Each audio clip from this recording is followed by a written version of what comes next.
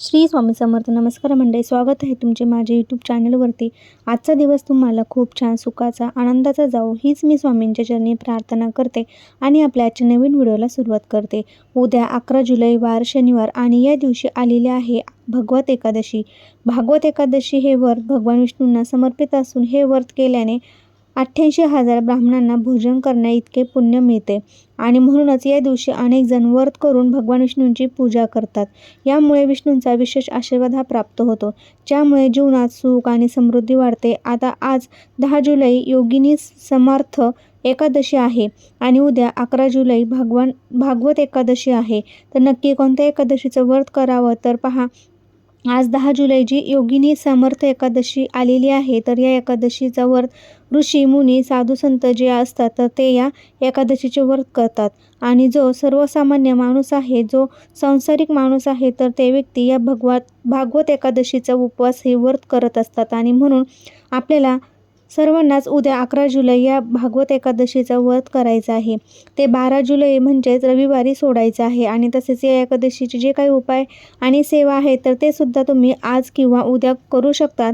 आता एकादशीचा पूजा आणि प्रार्थनासोबत तुळशीची विशेष पूजा केली जाते, कारण ज्योतिषशास्त्रानुसार एकादशी व्रत हे तुळशीच्या पूजेशिवाय अपूर्ण आहे. या दिवशी आपण व्रत करत असले तर आपल्याकडून तुळशीची पूजा ही झालीच पाहिजे, कारण विष्णू तुळसी अत्यंत प्रिय आहे आणि म्हणूनच या एकादशीच्या दिवशी तुळशी संबंधित काही खास उपाय आपण जर केले, सेवासुद्धा केल्या जातात. या व्हिडिओमध्ये मी तुम्हाला एक अतिशय असा प्रभावी उपाय सांगणार आहे.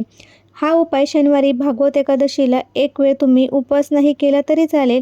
फक्त तुळशीजवळ ही एक वस्तू, आयुष्यभर आपल्याला कधीच गरिबी राहणार नाही. 7 पिढ्यांचे दारिद्र्य नष्ट होऊन तुमच्या घराची, मुलाची, पतीची भरभरून अशी प्रगती होईल. भगवान विष्णूंचा कृपा आशीर्वाद हा प्राप्त होईल. याच्या कृपेने जीवनातील सर्व शत्रू, अडचणी, कर्ज यासोबत अडचणी दूर होतील आणि तुमच्या मनातील प्रत्येक इच्छा, मनोकामना ही पूर्ण होतील. तर अशी कोणती वस्तू तुळशीजवळ ठेवायची आहे, हा उपाय कसा करायचा आहे, याबद्दलची संपूर्ण माहिती आपण आजच्या व्हिडिओमध्ये मी तुम्हाला शेअर करणार आहे. त्यामुळे तुम्ही हा व्हिडिओ स्किप न करता शेवटपर्यंत नक्की बघा. चॅनलवरती नवीन असाल तर नक्की सबस्क्राईब करा आणि तसेच माहितीपूर्ण नवनवीन व्हिडिओ पाहण्यासाठी बेल आयकॉन देखील प्रेस करा. जेव्हा कधी मी नवीन व्हिडिओ अपलोड करेल त्याचं नोटिफिकेशन सर्वात अगोदर तुम्हाला भेटेल आणि तुम्ही एक पण व्हिडिओ मिस करणार नाही. तसेच आपल्याला चॅनलला नक्की सबस्क्राईब आहे तर ते करून ठेवायचं आहे. तर हा उपाय आपल्याला उद्या शनिवारी भागवत एकादशीला करायचा आहे.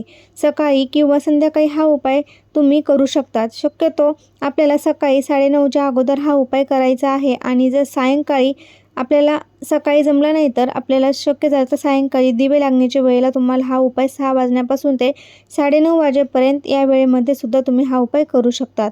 कारण सकाळची आणि संध्याकाळची जी वेळ असते तर त्या आपल्या घरात लक्ष्मी येण्याची वेळ असते आणि तुळशीला सुद्धा साक्षात लक्ष्मीचे रूप मानलं जातं आणि म्हणूनच हा उपाय सकाळी किंवा संध्याकाळी करायचा आहे.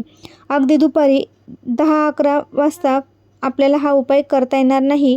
जो उपाय मी तुमच्यासोबत शेअर करणार आहे तर तो हा अत्यंत प्रभावी असा उपाय आहे. हा उपाय जर तुम्ही केला तर नक्कीच तुमच्या आयुष्यातील अनेक समस्या ज्या आहेत तर त्या दूर होतील. आपल्या हिंदू धर्मात तुळशीला अत्यंत पवित्र आणि पूजनीय मानले जाते. ती सात्विकता, शुद्ध समृद्धी आणि आरोग्याचे प्रतीक आहे. तुळस भगवान विष्णू आणि श्रीकृष्ण यांना समर्पित आहे आणि म्हणूनच आपण देवाला नैवेद्य दाखवताना किंवा जल अर्पण करताना तुळशीचे पान असणे आवश्यक मानले जाते.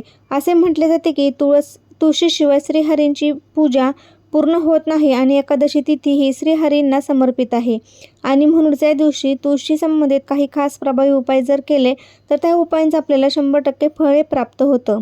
ज्योतिषशास्त्रात ज्या घरामध्ये तुळशीची रोज पूजा केली जाते त्या घरामध्ये सकारात्मक ऊर्जा राहते आणि वास्तू दोष दूर होतो. सकाळी आणि संध्याकाळी तुळशीजवळ दिवा लावल्याने घरातील सुख, समृद्धी, संकटे दूर होतात आणि एकादशीच्या दिवशी तुळशीला काही खास वस्तू अर्पण केल्यास आपल्या सर्व इच्छा, मनोकामना ह्या पूर्ण होतात आणि म्हणून जर तुमच्या घरामध्ये सतत पैशाची, आर्थिक अडचणी, चणचण भासत असेल किंवा आपल्या घरामध्ये आर्थिक प्रमाणात कष्ट, मेहनत करून देखील आपली पैशाची चणचण ही कमी होत नसेल किंवा कष्ट आणि मेहनतीला हवं तसं यश मिळत नसेल आणि म्हणूनच तुमच्याकडे पैसा येत नसेल किंवा तुम्ही कष्टातून जो काही पैसा कमवला त्यामध्ये वाढ होत नसेल किंवा पैसा टिकत नसेल तर त्यासाठी आपल्याला हा उपाय जो आहे तो धनप्राप्ती आणि लक्ष्मी प्राप्तीसाठी हा उपाय खूप जास्त प्रभावी मानला जातो।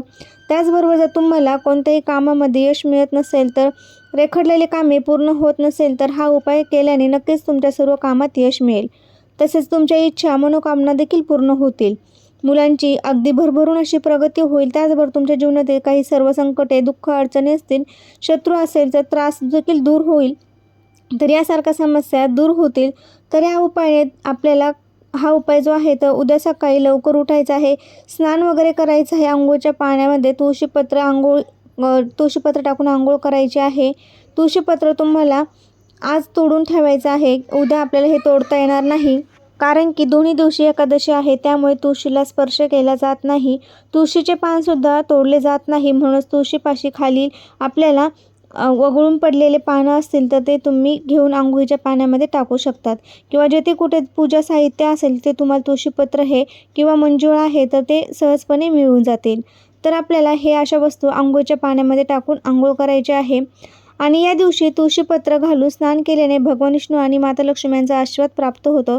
स्नान करून झाल्यानंतर देवघरामध्ये भगवान विष्णूंची मूर्ती असेल तर बाळकृष्णाची मूर्ती असेल तर अभिषेक नक्की करा। गाईचं कच्चं दूध घ्या, त्यामध्ये थोडीसं तुळशीच्या मंजुळा मिक्स करून ते दूध भगवान विष्णूंना अर्पण करा। जर तुम्ही या भगवत एकादशीला केला तर तुमची आर्थिक स्थिती सुधारेल आणि धार्मिक मान्यता आहे, तर त्यामुळे तुम्ही हा अभिषेक करायचा आहे। विष्णूंना पिवळे फळे किंवा पिवळे फुलं, तुळशीपत्र अर्पण करून धूपदीप अगरबत्ती लावून घरातील वातावरण प्रसन्न करून घ्यायचं आहे। ओम नमो भगवते वासुदेवाय नमः या मंत्राचा 108 वेळा जप करायचा आहे। त्यानंतर लगेच तुम्ही हा उपाय केला तरी चालेल, संध्याकाळी देखील तुम्ही हा उपाय करू शकता। आता उपाय करण्यासाठी तुम्हाला काय करायचं आहे, थोडंसं गव्हाचं कणिक मळायचं आहे। कणिक मळताना थोडंसं तूप आणि हळदसुद्धा घालायची आहे आणि त्या कणकेचे तुम्हाला 11 दिवे तयार करून घ्यायचे आहे।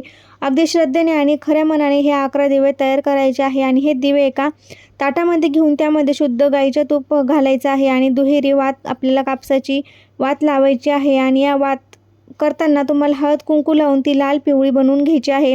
तुमच्याकडे जो कलव्याचा धागा असेल त्या धाग्याची वात तुम्ही लावली तरी चालेल, किंवा कापसाची वात घेऊन तिला हळद कुंकू लावून लाल पिवळी करून ती वात त्या दिव्यामध्ये लावायची आहे। आणि यानंतर हे दिवे तुम्हाला प्रज्वलित करायचे आहे व अगदी प्रज्वलित केल्यानंतर हे दिवे तुम्हाला तुळशीपाशी घेऊन जायचं आहे आणि तुळशीपाशी घेऊन गेल्यानंतर तुळशी समोर तुम्हाला हळदीने एक स्वस्तिक काढून घ्यायचं आहे आणि तिथेच समोर तुम्हाला हे 11 दिवे जे आहेत ते लावायचे आहे।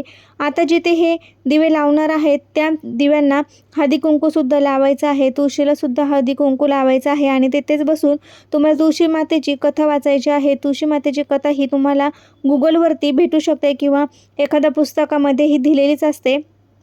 तर ही कथा वाचायची आहे आणि 1 वेळा विष्णू सहस्रनामाचं पठण करायचं आहे। यानंतर दोन्ही हात जोडून तुमची इच्छा मनोकामना व्यक्त करायची आहे आणि तुळशीला स्पर्श न करता 11 प्रदक्षिणा घालायच्या आहे। प्रदक्षिणा करत असताना ओम नमो भगवते वासुदेवाय नमः या मंत्राचा जप करायचा आहे। हा उपाय एकादशीला केल्याने करिअरमधील अडथळे दूर होतात, जीवनातील दुःख, संकटे, अडचणी कमी होऊन सर्व इच्छा मनोकामना हे देखील पूर्ण होतात। तुळशीमध्ये लक्ष्मीचा वास असतो आणि हा उपाय केल्याने देवी लक्ष्मी प्रसन्न होते आणि तिचे आशीर्वाद मिळते। त्यामुळे हा उपाय घरातील सुख समृद्धी आणि सदैव सुख राहावं या दिव्यांनी तुम्हाला लवकरात लवकर आपल्याला फळ मिळेल। तर आता हे दिवे तुम्ही लावल्यानंतर दुसऱ्या दिवशी उचलून घ्यायचे आहे आणि पिंपळ वृक्षाखाली जाऊन तिथे तुम्हाला टाकून द्यायचे आहे, कारण तिथे अनेक प्रकारचे किडे मकोडे असतात, तर ते येऊन ते तिथून खाऊन जातात आणि त्यामुळे आपल्याकडे एक अन्नदानसुद्धा होतं। असं म्हणून हे दिवे पिंपळ वृक्षाखाली नेऊन ठेवायचे आहे आणि अशा पद्धतीने हा छोटासा उपाय तुम्हाला उद्या भागवत एकादशीला करायचा आहे। तर हा खूप जास्त प्रभावी उपाय आहे। जेव्हा तुम्ही श्रद्धेने एखादा उपाय किंवा सेवा करणार त्याचं फळ तुम्हाला निश्चितपणे प्राप्त होते। तर अशा प्रकारे तुम्हाला हा उपाय करायचा आहे। घरातील स्त्रीला मासिक धर्म सुतक विटाळ असेल तर हा उपाय करता येणार नाही।